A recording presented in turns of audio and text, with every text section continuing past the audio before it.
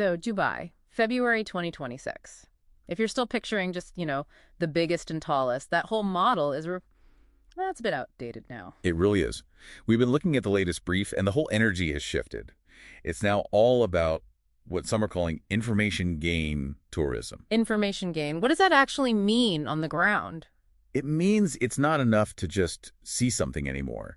The goal is to, download a whole experience. They're building these incredibly dense environments that are, yes, stunning, but also technically complex. Aesthetic intelligence. I like that. So our goal here is to decode what that actually looks like, starting with, of course, the skyline. The big term is phygital, right? Exactly. Physical meets digital. And the absolute centerpiece for that is the Wasl Sphere on the island. And we should be clear, this isn't the Las Vegas one. No, completely different. This one's on a man-made island just off the coast. And while the whole resort isn't fully open until 2028, right now we're in this really interesting pre-launch phase. So you can actually get in there. You can. The immersive cinema and the holographic art installations are running. It's basically a preview where the building itself is the show.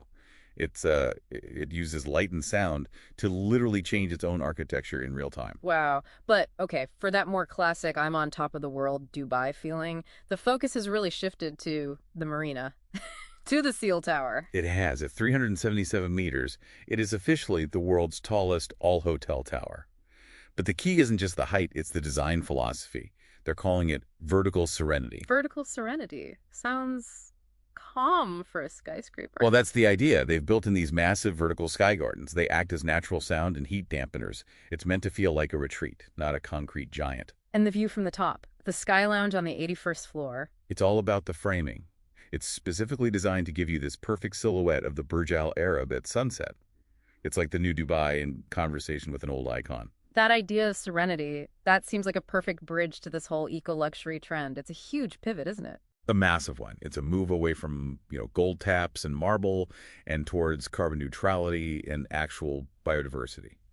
The best example is probably the Jebel Ali Mangrove Reserve. Right, which has been in the works for a while, but the new thing for 2026 is the glow night kayaking. Yeah, and this is such a great example of tech serving nature.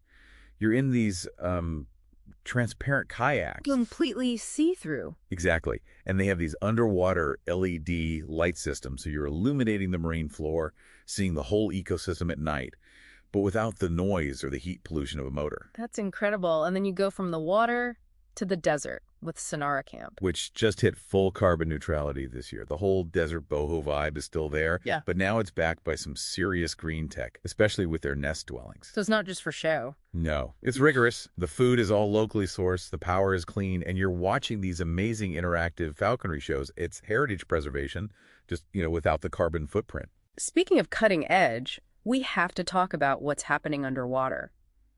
Deep dive Dubai. I mean, it was already an engineering marvel, right? Yeah. A 60-meter deep pool designed to look like a sunken city. But the 2026 editions are just something else. An underwater music room. Yeah. And a technical repair workshop down at 40 meters for the really advanced divers. But here's the information game part again. You don't have to be an advanced diver anymore. There's the Sunken City Walk. Right. You wear this full-face mask and you just walk on a submerged path about 4 meters down. No certification needed. It just opens up the whole experience. You get that feeling of the deep without all the training. It's the opposite as the other big project, Palm Jebel Ali, which is all about massive, massive scale that's finally hitting infrastructure completion. It's twice the size of the first Palm, right? Double.